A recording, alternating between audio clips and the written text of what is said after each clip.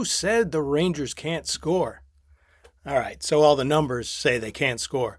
But boy, you wouldn't know it against the Washington Capitals on Tuesday night, heading into the Christmas break. What a game. What a third period comeback. A 7-3 winner over the Washington Capitals, and a great way to go into the holiday break, a much needed holiday break for the Rangers. All smiles, all joy. Perfect gift for the season. Hey everybody, I'm Todd Werwa, your host for Rangers Daily, presented by FanArch, right here on YouTube. Please subscribe, leave your comments, give me a thumbs up if you like the content and the stuff I'm doing. Also, ring the bell so you know exactly when on Monday through Friday each new episode gets posted. So, fantastic third period for the Rangers. They score 5 goals in the third period against the Caps, headed into the period down 3-2. They wind up 7-3 winners. It's the first time since February 22nd of 1972 in Montreal that the Rangers trailed heading into the third period and wound up winning by 4 or more goals. Yeah, 1972, I'd say that's a pretty long time. What was amazing is the Capitals were 16-0-0 this season when leading after 2 periods. But boy, they did not see the Rangers push coming. Rangers are now 15-2-0 when scoring first. They actually did score first on a rush where Braden Schneider fills the middle, gives to Johnny Brodzinski, who gives over to Taylor Radish. I think I have that right and not backwards. But either way, the oncoming rush of Schneider, Brodzinski, and Radish couldn't have really struck fear in the hearts of the Washington Capitals. But sure enough, Rangers scored on it and scored first. It's their 8th comeback win of the season. Their 3rd in the last 4 games. Their 5th third period comeback, which is actually 3rd in the NHL. They're now 19-16-4, so I guess you'd say it's 3 games over NHL 500. It's the 5th time since 93-94 that they have scored 5 goals in a third period. And there was no Connor Sheary in the lineup.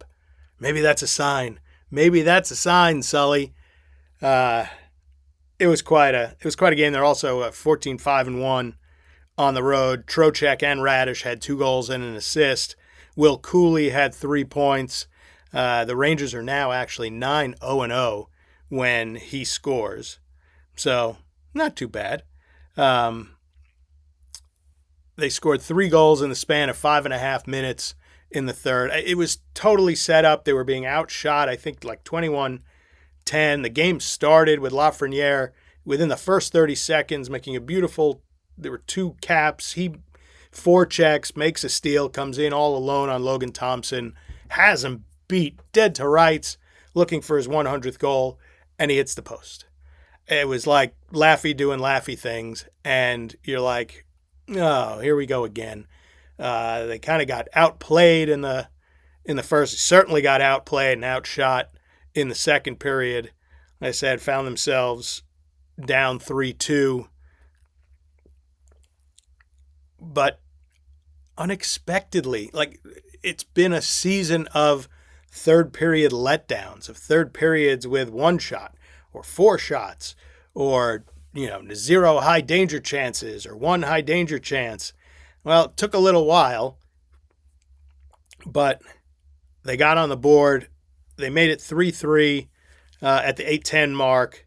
Really great rush, a full sort of 200-foot goal. Laba gives it over to Radish. Radish, kind of a tough angle, passes it into the crease and it goes in. At first I thought Laba hit it, but it went in off of one of the caps. So that made it 3-3. A minute 8 later, Panarin starts sort of cycling and dangling in the, around the circles and into the high slot. He throws it on net. Lafreniere is in front to tip it in. So that's 4-3. And then just, a few minutes later, like I said, within the span of 5.5 minutes, they scored 3 goals.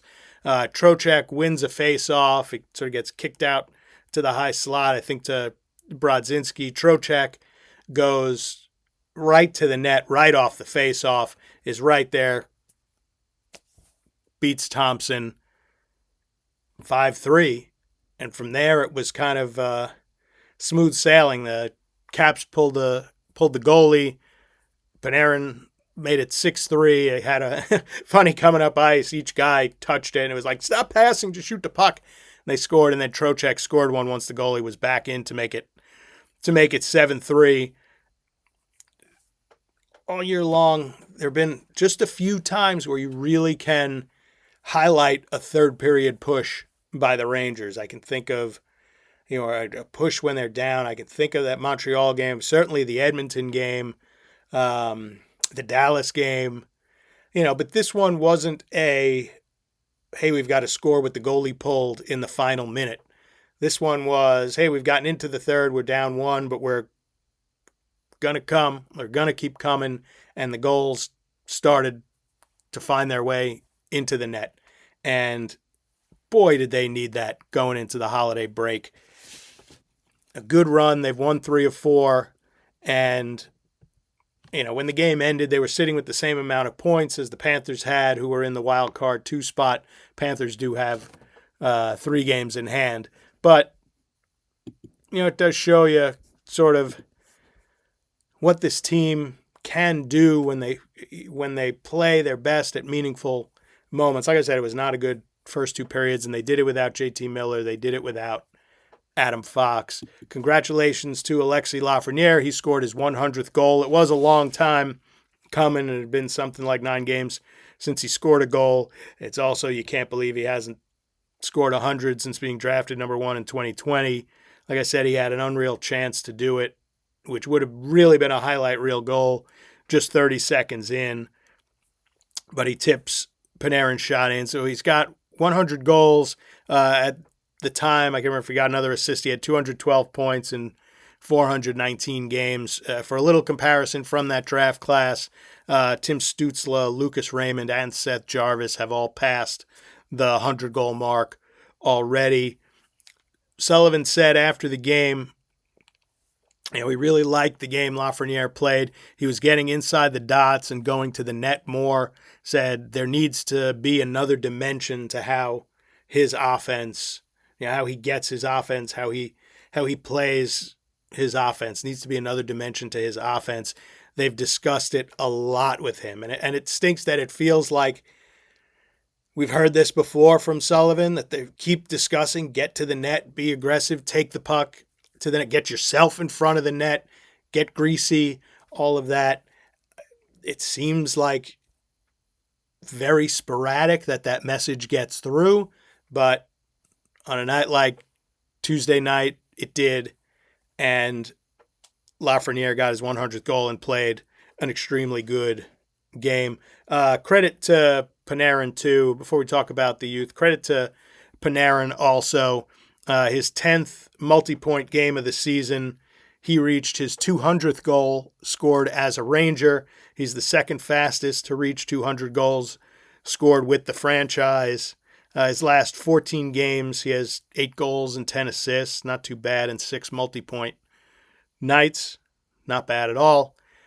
There's been a lot of rumors about, a lot of stories, especially with this break coming up, to start thinking, all right, what do they do with Panarin? What does Drury do with Panarin? Do we let him walk? Do you sign him to a shorter deal? Can you sign him to a shorter deal? Do you trade him, even though because he has the no move, it's going to wind up being like Marchand-esque, where you're not going to get tremendous, like you won't get his necessary, his full value back because the other team knows they've got you over a barrel, but you can get some worthwhile stuff back for him. Or do you,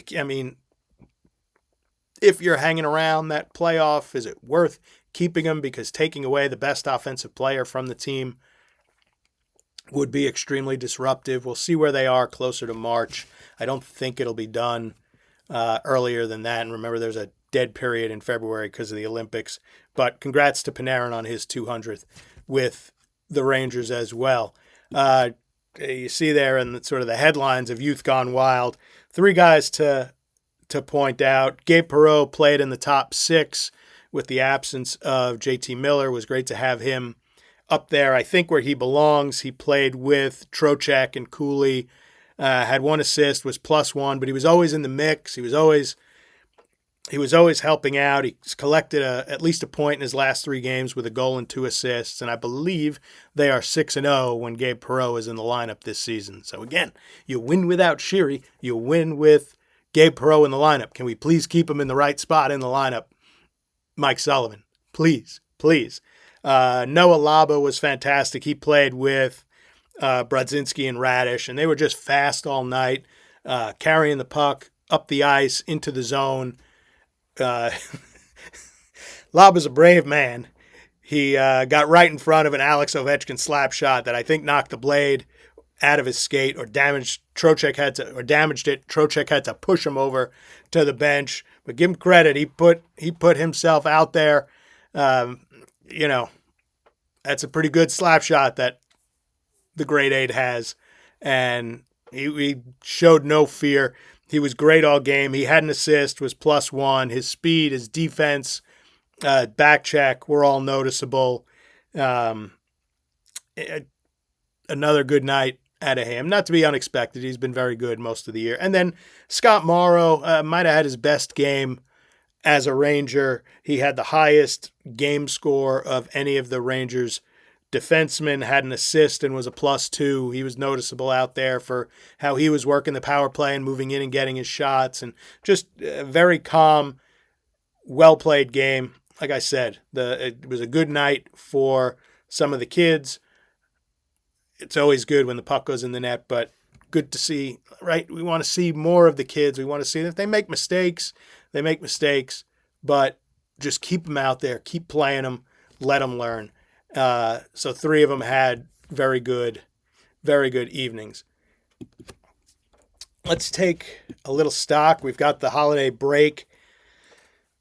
Much needed. I mean, they played 6 games in 9 days. I think they played 39 and 77 to this point. It's been a lot in a little bit of time. Sickness is running through. David Quinn wasn't behind the bench because he was sick. It's been a lot. So I know it's not the halfway mark, but let's take a little stock. Like I said, they're 19, 16, and 4, 42 points. I mentioned, same as the number that Wildcard 2 has, but they have played 3 more games. But it's encouraging.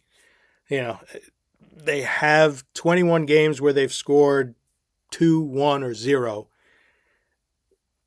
The scoring's a huge issue. Entering the game, their 2.5 goals for per game was tied for last in the league. And Mike Sullivan was charged with this right from training camp. It really was why he was hired in the offseason. Fix the defense. Fix the defending. Let's not give up a ton of horrible goals and leave our goalies out to dry constantly all the time. Well, they're entering the game, 2.68 goals allowed per game, 7th in the league. What a marked improvement. And Sullivan and the defense and really all the players deserve credit for buying into what may seem like a sluggish, boring sort of system, but it covers up for their lack of elite level scoring talent. So that defense is way better. Credit to everybody involved. The power play showed moments in the beginning of the year, especially with Adam Fox. It had moved up to 12th in the league after a slow start. It's fallen, obviously. They've tried to figure out how to get the magic back without Adam Fox. It looks like he'll be back Saturday against the Islanders once play resumes. Thank goodness. Though Braden Schneider has not been bad replacing him in his, in the normal pairing with Gavrikov. They just, from the 5 forward experiment and Morrow in, Morrow out, the power play has really suffered without Adam Fox. The goaltending's been pretty good. Save percentages are kind of down this year, but the Rangers are above it. Both goalies have been very good. May not have necessarily stolen games, but they've been right there when the Rangers have needed it. The 2 main things, first, obviously, is the scoring. I think the second thing that's the most glaring issue is just a lack of consistency, a lack of being able to take one good outing and carry it over to the next and show the same push, show the same structure, the same drive. I know, there's the saying in baseball, momentum's only as good as the next day's starting pitcher. In hockey, it's kind of momentum's only as good as your next game's starting goalie. But there are nights where you should build off of, right? Like the Dallas game or that Edmonton game or a game like tonight that you should build off of and do those things that produce victories, do those things that produce goals, and make them, a base foundation of what you do instead of, it's there one night, it's not there another night. They need more consistency.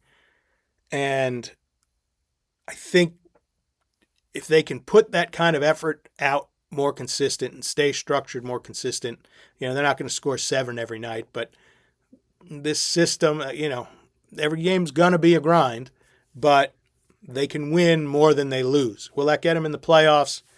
The Eastern Conference and the Metropolitan Division is so screwy with everybody so tight and nobody necessarily really pulling away. They can stay in it. Chris Drury is going to have to answer the question of, is it worth it to stay in it if you don't think you have a cup contender, which I don't think they do, but I think they could make the playoffs. They could steal around based on the defense they play and the goaltending they could get, or they could miss the playoffs. Wouldn't surprise me either. They could make the playoffs and get whitewashed in the first round. There's a whole lot there, a whole lot for Chris Drury and the brass to decide on. But I think right there, I think I've said before that somebody said they're too good to be bad and too bad to be good. But nights like this game against the Cap shows there's some strength to what they're doing. They're not terrible. They're not deserving of all the success they can get.